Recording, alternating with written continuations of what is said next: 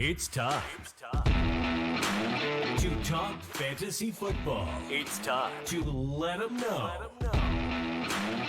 Where you let us crunch the numbers while you crush the competition. So grab your playbooks and crack a cold one, because here's your hosts, Teak and Baney. Welcome back, guys, to another episode of the podcast. Today, we're going to go over the trade deadline, all those trades that impacted fantasy football, and then we're going to go over the top scorers from week 8. All right. But to start us off here, we're going trade deadline right off the rip here. A lot of defensive names out there. Only two really involved fantasy-wise are Donovan Peoples-Jones to Detroit, and we have Dobbs going to the Vikings. Benny, which one do you think impacts the most fantasy-wise? Well, Peoples-Jones, I think, immediately becomes the wide receiver 2 in Detroit. I think that James Williams has proved he's more of a liability than an electric player that they thought he was going to be. And to be honest with you, I think who benefits the most from this trade is TJ Hawkinson fantasy owners. I think people were worried what was going to happen, the fall off with Kirk Cousins going out. If you remember, Ertz had a 30% target share at the beginning of the year, and then we just saw the Trey McBride game. So I had somebody hit me up saying that they're going to trade Hawkinson now because of this. I think Dobbs going there still makes those guys fantasy valuable. So I think Dobbs Minnesota is good for that reason, but I think Peoples-Jones in a deep league could help some people out. Badge, thoughts? Yeah, I mean, Peoples-Jones going to be that potential number 2 with Goff and that gunslinging offense, that stands out. I mean, I think his value definitely went up. The Dobbs thing is kind of interesting, like Baney touched on.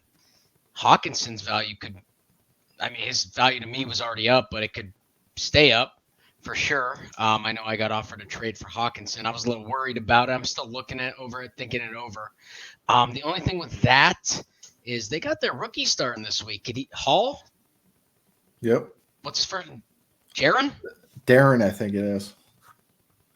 Jaron Whatever. or Darren, one of the I two. think it might be. Yeah, I think it's a J. I know it's Hall, but we might be talking about him next week. It's kind of a little disrespectful, if you ask me. Yeah, exactly.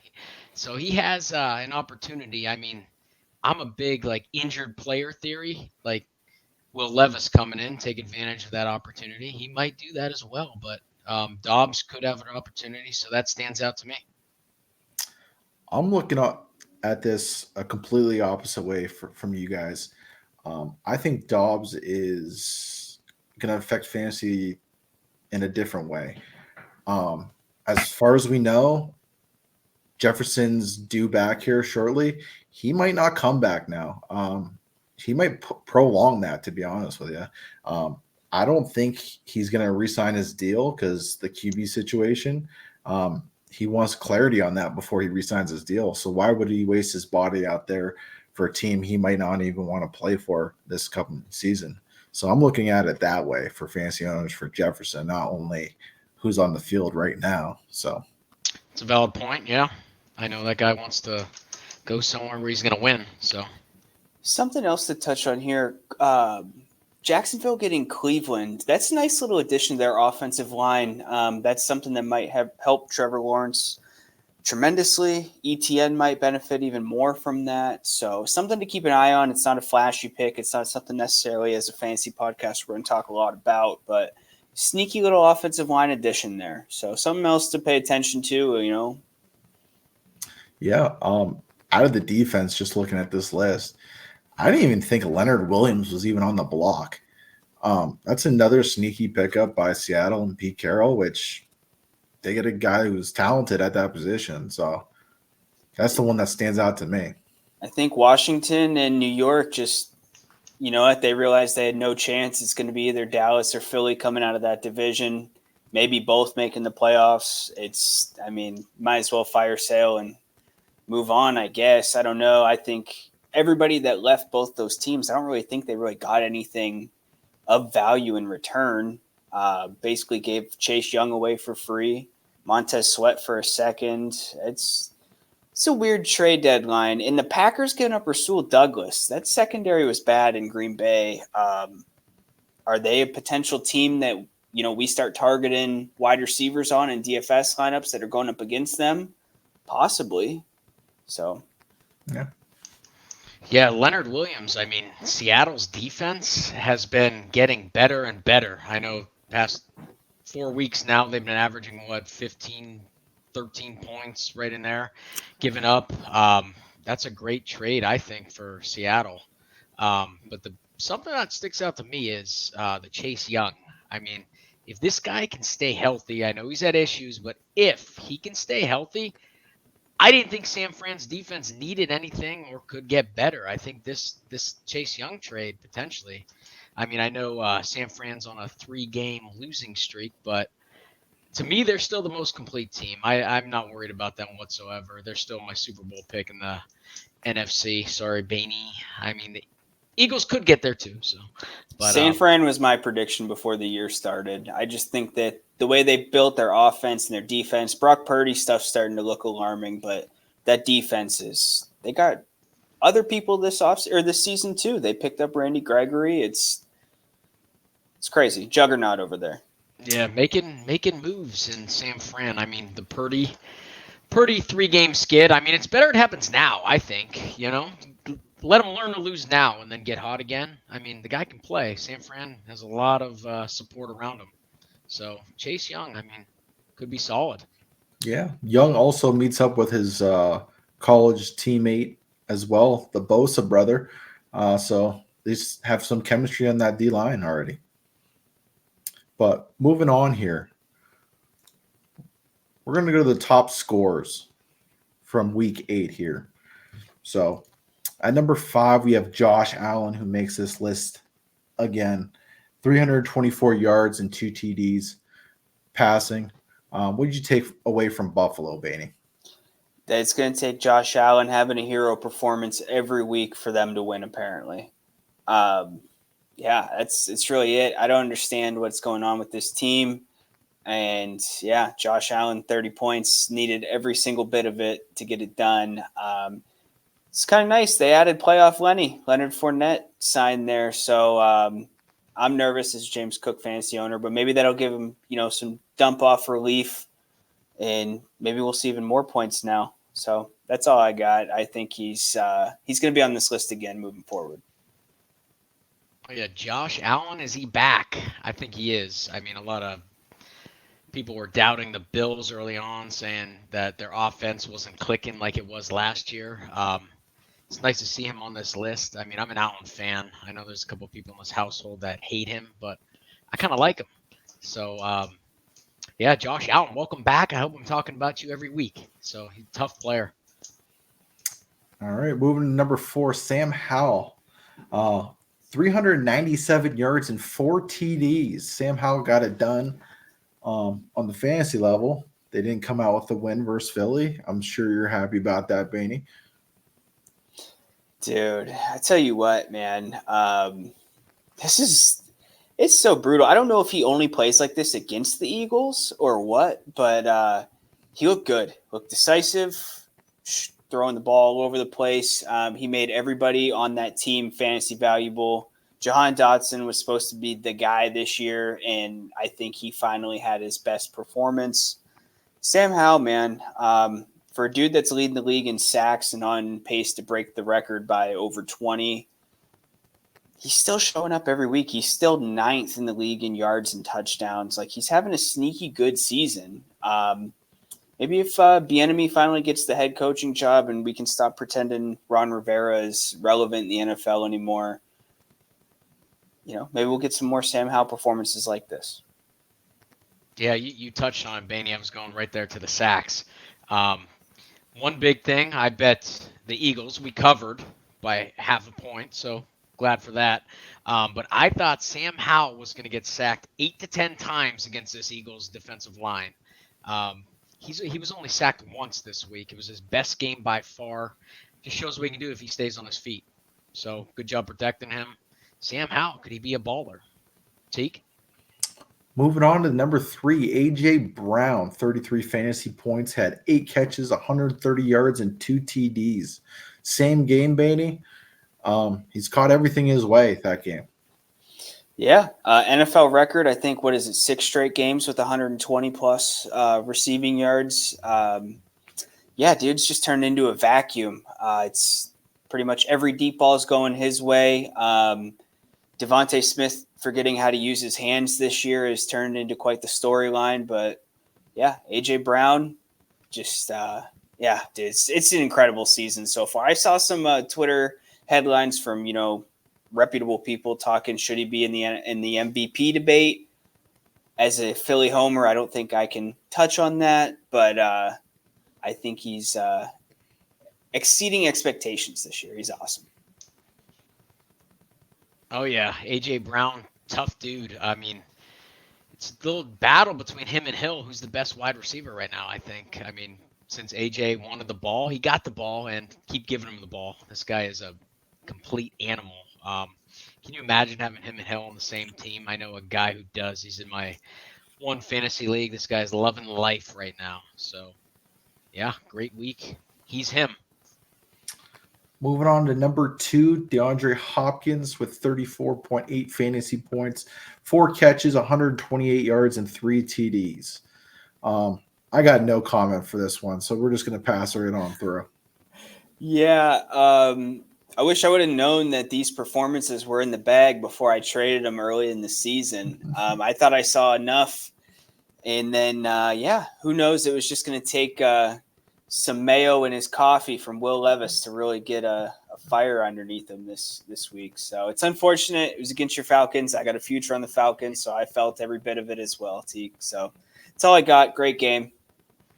Yeah, this goes back to my injured player theory. Will Levis, he got his opportunity. He cashed in.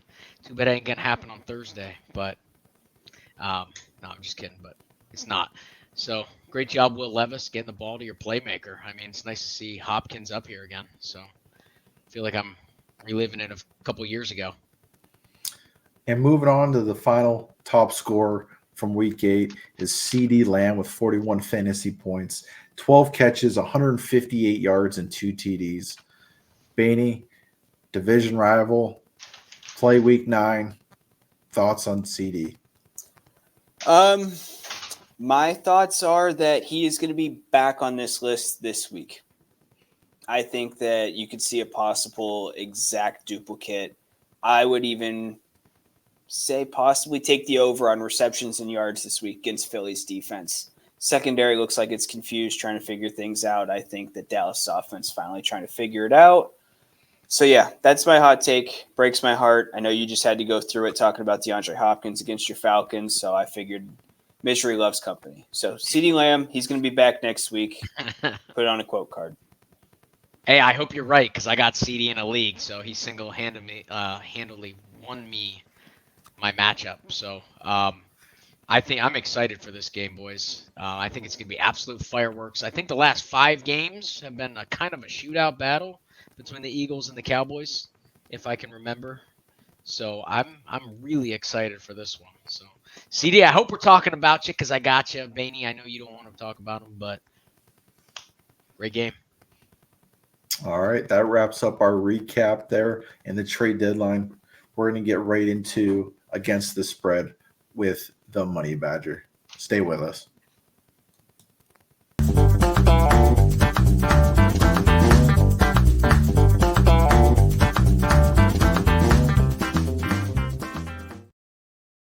What's up, everyone? Welcome to another episode of Against the Spread with the Money Badger. So, hey, guys, we had a great week last week. Went 4-1 on the episode, 7-2 overall for my bets.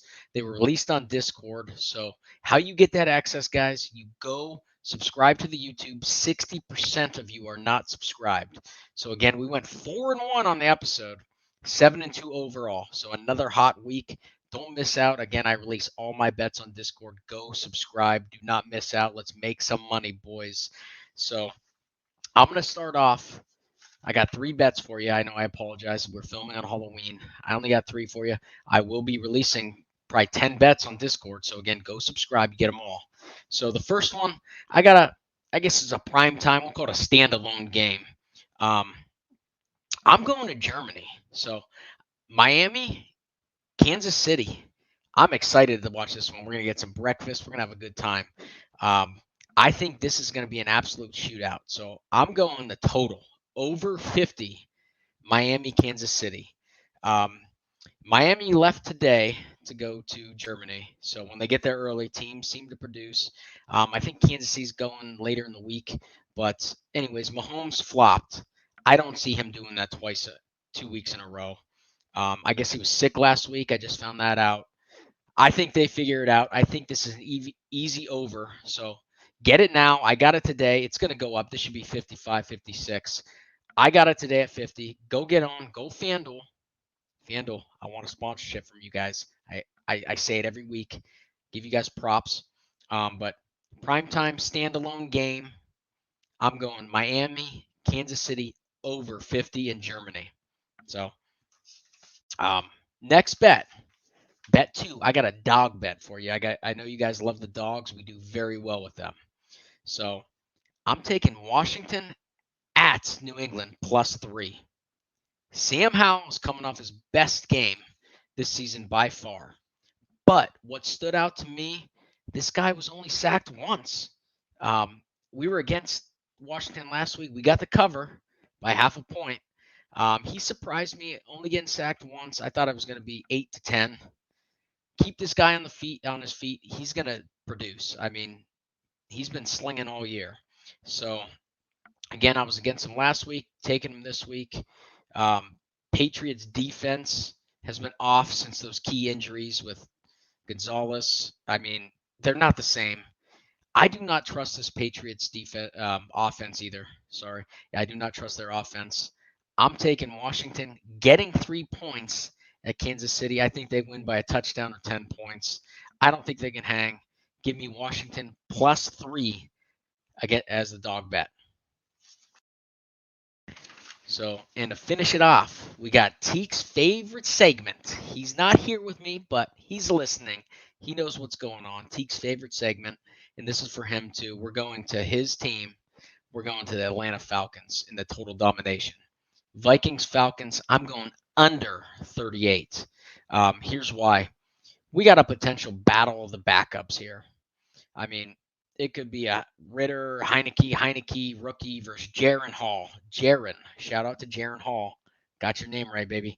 However, that's not fully part of my decision. 6 out of the last 8 Falcons games have gone under the total. 7 out of the last 8 Vikings games have gone under the total. I think this one's going to get lower. I think it's going to be 35 and a half. I got it today at 38.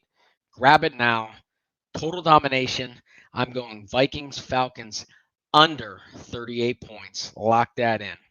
So again, guys, I know I only got 3 bets for you today, but we're filming on Halloween. We had a lot of things going on, so you will get more.